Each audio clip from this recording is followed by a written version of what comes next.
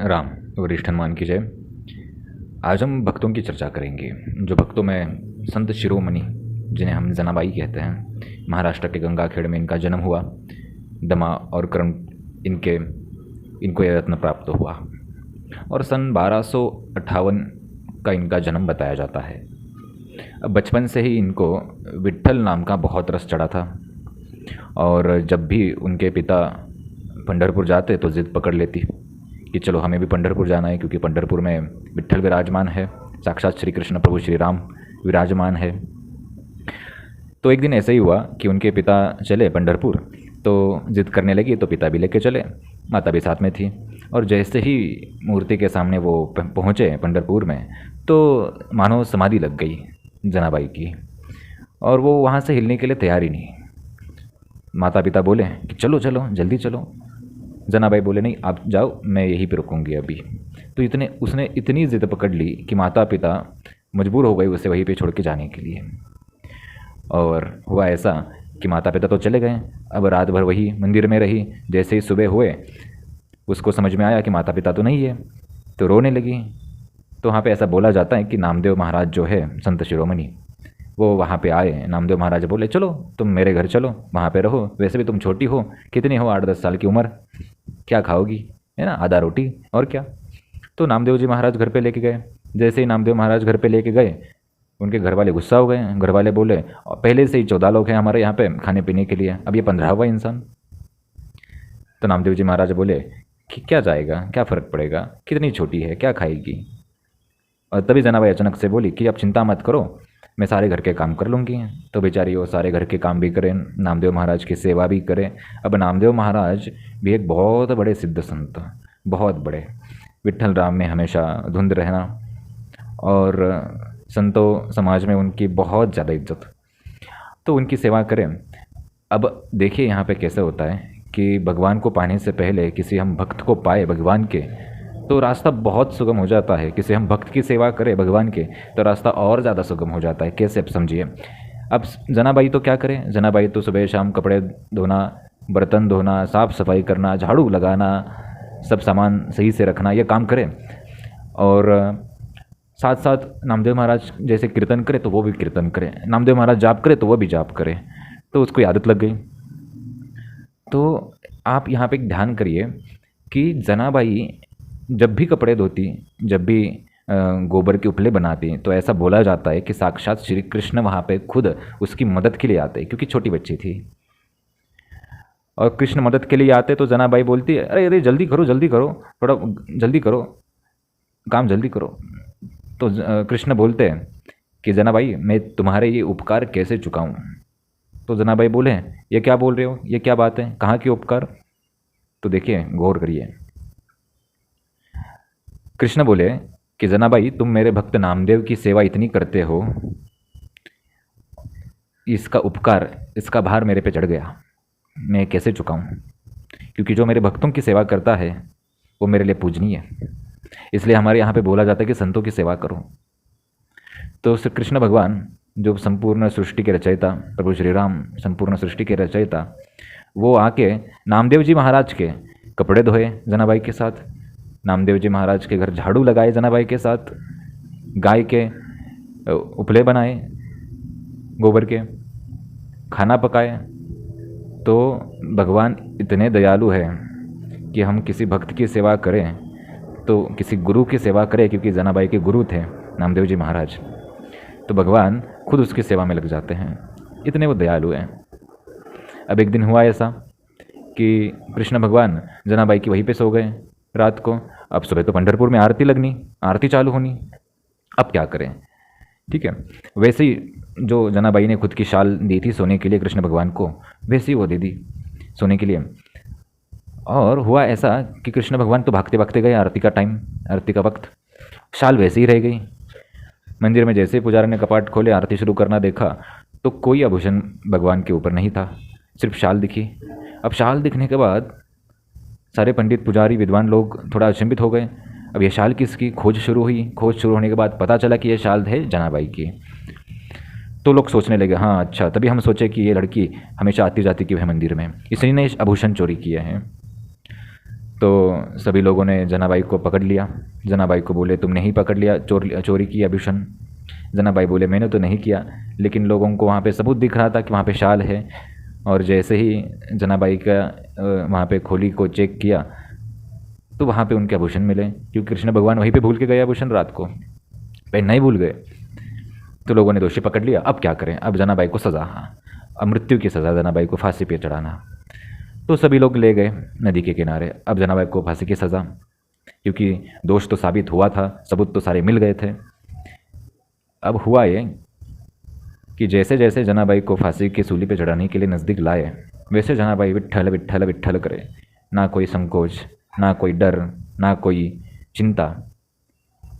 विट्ठल को ये बोले अगर तुमने ये मुझे परिस्थिति दी है तो कुछ सोच समझ कर दी होगी।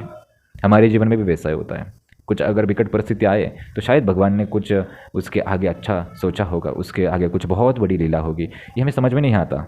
कुछ लोगों का तो भगवान से सीधा विश्वास ही उड़ जाता है। लोगों को लगता है कि भगवान ने हमारा ये काम नहीं किया, भगवान की वजह से हमारे घर में ये स्थिति आई, ये परिस्थिति आई। अगर भगवान होते, अगर विट्ठल कृष्ण राम होते तो ऐसी स्थिति ही नहीं आती। जहाँ पे महाभारत में कृष्ण भगवान के ऊपर खुद बहुत सारी परिस्थितियाँ विकट आई, राम भगवान को खुद सारा महल वगैरह सब छोड़ के जंगल घूमना पड़ा, खुद वानर सेना की मदद लेनी पड़ी। तो हम और आप कहाँ के रहें?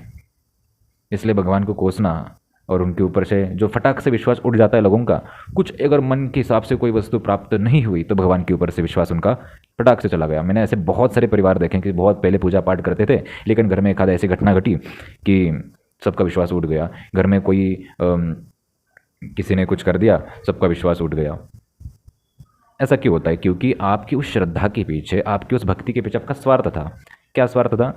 कि हम ये उनकी भगवान की सेवा करेंगे, धूप दिया बत्ती अगरबत्ती लगाएंगे, आरती गाएंगे, नाम लेंगे तो हमें पैसा मिलेगा, तो हमें प्रसिद्धि मिलेगी, तो हमें स्वास्थ्य मिलेगा। ये जो स्वार्थ हमारे पीछे लगा है, तो ये स्वार्थ ही हर कार्य को सिद्ध करने के लिए बाधा बनता है आध्यात्मिक क्षेत्र में। तो वैसे ही जनाबाई को आगे सूली पे चढ़ाने के लिए लेके गए और अचानक से वहाँ पे भगवान विट्ठल प्रकट होकर खुद साक्ष्य दी कि नहीं, ये इसने नहीं चोरी किया है। पूरे पंढरपुर ने विट्ठल के साक्षात रूप में दर्शन किए। और भी जनाबाई के बहुत से चमत्कार हैं, बहुत से अभंग, बहुत सी आप जैसे आप कविता बोले हैं, ठीक है, वो जनाबाई ने लिख के रखी। कृष्ण भगवान खुद बोलते हैं कि जनाबाई तुम इतना अच्छा गाती हो, इसे लिख के रखो। जनाबाई बोलती क्या इसका प्रयोजन? तो विट्ठल बोलते हैं ठीक है तुम मत लिखो, मैं खुद लिख के रखता हूँ। आज भी जनाबाई की वस्तुएं सारी पंढरपुर में है। आज भी जनाबाई का वो स्थान देखा जा सकता है। एक घटना और भी घटी थी कि जब कबीर महाराज, जब संत कबीर जो है, उनको ये घटना पता चली कि जनाबाई नाम की कोई बहुत बड़ी भक्त है जो नामदेव जी महाराज के पास रहती है।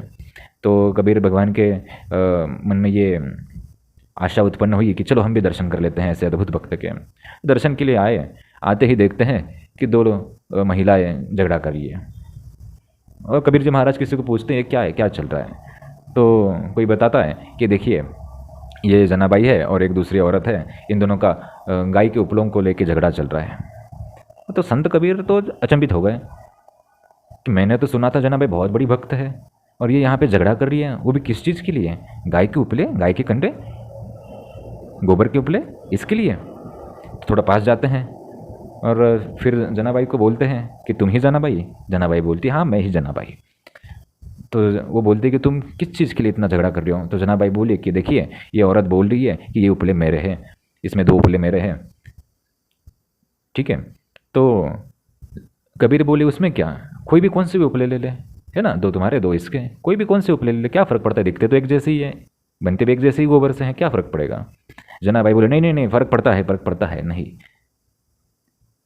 तो जनाबाई बोली कि कबीर जी आप अभी ये उपले उठाओ, जिस जिस से विट्ठल विट्ठल नाम की आवाज़ आए वो उपले मेरे हैं। तो कबीर भी थोड़ा चौंक जाते हैं, बोलते हैं ये क्या, ये कैसे संभव है? तो कबीर जी महाराज उपले उठाते हैं और कान को लगाते हैं। जैसे ही कान को लगाते हैं विट्ठल विट्ठल विट्ठल उनको आवाज़ आती है। उनको विट्ठल विट्ठल आवाज़ आती है तो अचंभित हो जाते हैं कि कुछ उपलों से सच में विट्ठल विट्ठल की आवाज़ आ रही है, कुछ उपलों से नहीं आ रही, और जिनसे आ रही है वो सारे जनाबाई के, और जिनसे नहीं आ रही वो दूसरी औरत के। ये घटना एक बहुत ज़्यादा प्रसिद्ध हुई। अब यहाँ पे ये देखा जाता है कि जो भक्त होता है जनाबाई जैसा, वो गुरु सेवक थी, वो गुरु की सेवा करने वाली, क्योंकि गुरु उनके नामदेव जी महाराज बहुत बड़े सिद्ध संत हैं। अब नामदेव जी महाराज की अगर हम सेवा करते हैं, मतलब हमारे गुरु, जो भी कोई आपके गुरु रहेंगे, सात्विक हो, शुद्ध हो, तो साक्षात भगवान ही आपकी मदद के लिए आते हैं, क्योंकि गुरु साक्षात परब्रह्म, ऐसा हमने सुना है। तो जनाबाई को उसी का फल मिला, गुरु सेवा की। बिल्कुल भी उसने थोड़ी भी ये नहीं किया कि मैं काम थोड़ा छोड़ दूँ, थोड़ा आराम कर लूँ, नहीं। नामदेव जी महाराज सोते उसके बाद सोती, नामदेव जी महाराज उठने से पहले उठ जाती, सारे बर्तन कपड़े बिना किसी शिकायत। आज हमें थोड़ा सा भी काम लगाए, आपके घर में बच्चे रहेंगे, बेटा या बेटी रहेंगी, कोई आपके थोड़े से अड़ोस पड़ोस वाले या आपके ही घर के देवर वगैरह कोई थोड़ा सा काम लगाए, तो हमें बहुत गुस्सा आता है कि हमारे बच्चों को कैसे काम लगाया। ठीक है, जनाबाई को ऐसा कुछ नहीं था, सारा काम वो खुद कर लेते, कितना भी काम आए खुद कर लिए। और भी किसके साथ घटना जुड़ी है कि जब जब जनाबाई ये करती, भजन कीर्तन करती, तो इतना धुंध हो जाती, इतना मग्न हो जाती कि उसको याद ही नहीं रहता कि हमें काम भी करना है। एक दिन ऐसा ही हुआ, नामदेव जी महाराज और सारी मंडली भगवान का विट्ठल विट्ठल कीर्तन करने के लिए बैठे, तो जनाबाई का भी मन लग गया। जनाबाई विट्ठल विट्ठल विट्ठल करने बैठी और सुबह हो गई, सारे भक्त मंडली चली गई, लेकिन जनाबाई तो वैसे वैसे हैं, विट्ठल विट्ठल विट्ठल। बाद में जनाबाई थोड़ा होश में आई और देखती है, अरे बाप रे, आज तो मेरे स्वामी की सेवा रह गई, आज तो मेरे कपड़े बर्तन सारे रह गए, अभी काम कैसे करूं, वक्त तो हुआ है और बहुत ज़्यादा मैंने विलंब किया है काम के लिए, अब कैसे पूर्ण होगा। कैसे तैसे करके सारे कपड़े ले जाके नदी पे धोने के लिए बैठ जाती है। जैसे बैठ जाते और चिंता में, क्या अरे बाप रे, आज तो स्वामी सेवा में, मतलब गुरु सेवा में भूल हो गई, आज तो बहुत विलंब हुआ काम को। ऐसे सोचते सोचते विट्ठल विट्ठल करते करते कपड़े धोने लगी। तब अचानक से एक वृद्ध महिला वहाँ पे आई और बोली कि बेटा तुम जाओ घर पे, तुम और कोई काम कर लो, तुम और कुछ कर लो, मैं ये सारे कपड़े धो दूंगी, तुम चिंता मत करो। बेचारी छोटी बच्ची थी जनाबाई, कुछ समझ में नहीं आया, बोला ठीक है धो लो आप, ठीक है। और जैसे वापस आती है, देखती है तो सारे कपड़े धोए हुए हैं, वो महिला वहाँ से उनके सामने से चली गई। ये सारा वृत्तांत जनाबाई नामदेव जी महाराज को बताते हैं कि नामदेव जी महाराज ऐसा ऐसा हुआ, सुबह एक महिला आई, कौन थी पता नहीं, लेकिन सारे कपड़े बहुत सुंदर से धो के चले गई, बहुत अच्छे से धो के चले गई। और वृद्ध महिला बोली, जिसके कपड़े मैं एक बार धोती हूँ वो कपड़े कभी जीवन में मैले नहीं होते। हाँ, सच भी है, अगर भगवान जिसको साफ करें वो कहाँ पे गंदा हो। भगवान जिसको तारे उसको कौन मार सकता है, और भगवान जिसको मारे उसे कोई नहीं तार सकता। ये हमने रामायण में भी देखा है, भगवान जिसको मारने के लिए बैठ जाए उसे कोई बचा नहीं सकता, और भगवान जिसको बचाने के लिए बैठ जाए उसे कोई भी मार नहीं सकता। द्रौपदी का उदाहरण तो हमने देखा ही है महाभारत में। तो ये सारा वृत्तांत नामदेव जी महाराज सुने और बोले वो साक्षात श्री कृष्ण ही थे। नामदेव जी महाराज गदगद हो गए, बोले कृष्ण भगवान ने कपड़े धोए, कृष्ण भगवान ने बर्तन, गाय के कंडे बनाए, उपले बनाए, गोबर के उपले बनाए, झाड़ू पोछा लगाया। नामदेव जी महाराज भी जनाबाई की इस भक्ति से बहुत खुश हुए, क्योंकि भक्त भी वैसे ही थी, चेला भी वैसा ही था। जनाबाई तो चेला थी, नामदेव जी महाराज की शिष्य थी, शिष्य भी ऐसा ही था कि भगवान को खींच लाए। आजकल हम शिष्य देखते हैं गुरु के चरणों में इसलिए आते हैं कि पैसा मिल जाए। गुरु कोई ऐसा विधि विधान उपाय बता दिए कि कल से ही हमारे यहाँ पे पैसे की बारिश होना लगे, गुरु कुछ ऐसा बताए कि कल से सारे संकट नष्ट हो जाए। अब ऊपर से भगवान तो बताने के लिए आएंगे नहीं, क्योंकि इतनी आपकी और हमारी भक्ति तो बड़ी है नहीं कि जनाबाई जैसे विट्ठल आए और हमें मार्गदर्शन करें, क्योंकि इतना समर्पण तो है नहीं, कलयुग तो चल रहा है घोर। और गुरु के यहाँ पे जाएंगे फिर उस गुरु से फ़ायदा नहीं मिलेगा, क्योंकि सब्र तो होगा नहीं। ठीक है, सब्र तो होगा नहीं बिल्कुल भी, इमीडिएटली अर्जेंट चाहिए सब। आज गुरु के पास गए, कल से समस्या ख़त्म। महीना 2 4 6 महीना रुकने की उनके पास संयम है नहीं। 30 40 50 साल की तुम्हारी ये बीमारी, 30 40 50 साल का तुम्हारी दरिद्र है ना, पीढ़ी दर पीढ़ी तुम्हारे दरिद्र समस्याएं जो चलती आ रही है, उसको ख़त्म करने के लिए महीना काफ़ी है, एक दिन काफ़ी है? बिल्कुल भी नहीं। हर चीज़ के विधान रहेंगे, हर चीज़ की विधि रहेंगे, वक्त रहेगा। कृष्ण भगवान को भी सुदामा को जब ये देना था, आशीर्वाद देना था, तो उनको भी संपूर्ण जीवन दरिद्रता में निकालना पड़ा। कृष्ण भगवान के परम मित्र को ऐसा अगर भोगना पड़ सकता है, क्योंकि यह सृष्टि है, यहाँ के कुछ नियम है। राम भगवान को भी यहाँ पे वनवास भोगना ही पड़ा, कृष्ण भगवान को भी बहुत अपमान श्राप झेलने ही पड़े भगवान हो के भी, क्योंकि मनुष्य योनि के कुछ कर्तव्य कुछ नियम होते हैं, उसे भगवान भी ठुकरा नहीं सकते, भगवान भी उसको टाल नहीं सकते। तो ये सबने समझ में आना चाहिए, सबको समझ में आना चाहिए कि कुछ विधान रहेंगे। तो गुरु के पास जब जाए तो इस अपेक्षा से ना जाए कि कल से मेरी परिस्थिति सुधर जाए, गुरु के पास जाए तो इस अपेक्षा से जाए कि कहीं हमें विट्ठल मिल जाए, कभी कहीं हमें राम मिल जाए, कभी कहीं हमें कृष्ण मिल जाए, जगन्नाथ मिल जाए, सावरिया सेठ मिल जाए, द्वारकाधीश मिल जाए, बालाजी मिल जाए। इस अपेक्षा से, इस उम्मीद से जाएंगे तो मुझे लगता है जनाबे जैसा हमारा भी जो सत्संग है, भजन है वो सफल हो जाएगा।